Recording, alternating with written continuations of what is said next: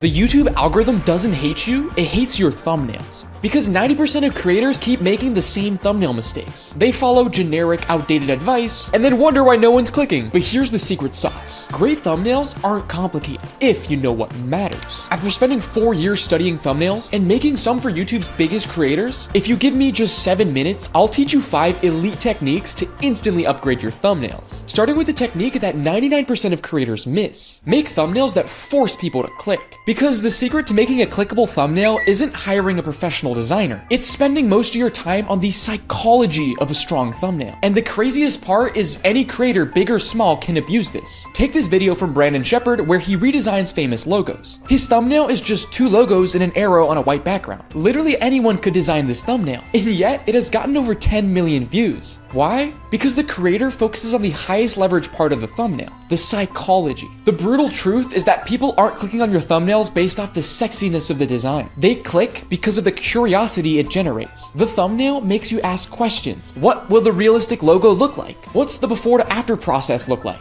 Are the new logos better? Great thumbnails make the viewer ask questions, and these questions create a curiosity gap, giving you sufficient information to make you curious while leaving out just enough so that you want to click the video to find the answer. So the next time you make a thumbnail, don't just design something sexy, focus on creating a strong curiosity gap that'll get viewers to click.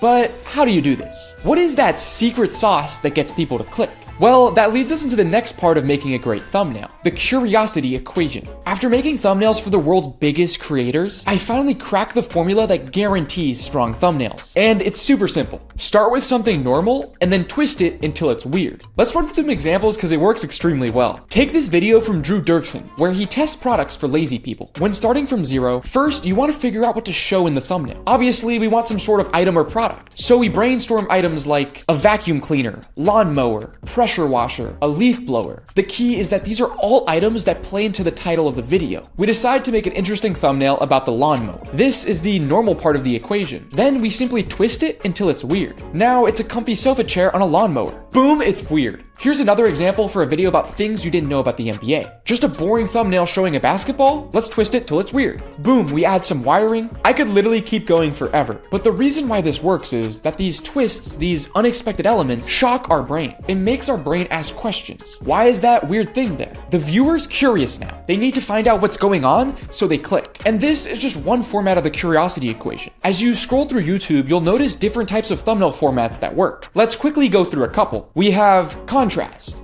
symbolism, a problem/solution, raw.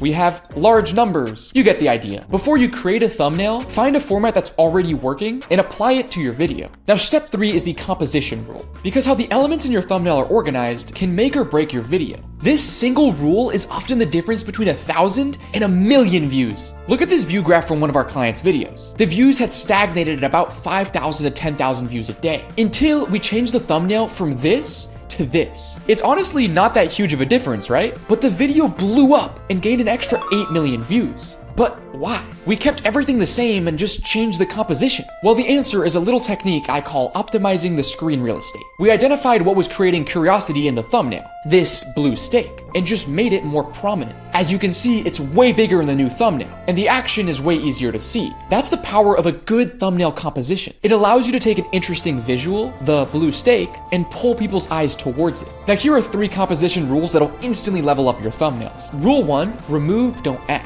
Every top YouTuber I've worked with always does this final scan. They point at every single element in the thumbnail and ask a question. Is the thumbnail stronger if I remove this? If the answer is yes, they remove it. This creates thumbnails like this that have 0 distracting elements, just the intriguing action and the creator. Rule 2, you can always make elements bigger. The smartest YouTuber I worked with always used this simple trick to make his thumbnails way better. He would tell his designer to make the key element bigger. 99% of the time, it made the thumbnail stronger because the important element was easier to see. Rule 3, the most intriguing element should always be the main focus. Look at the thumbnail and figure out what's the first thing you look at. If it's not something intriguing, you need to change up the composition a little. This thumbnail, this one, and this one all have millions of views, and they all have one thing in common. Can you guess it?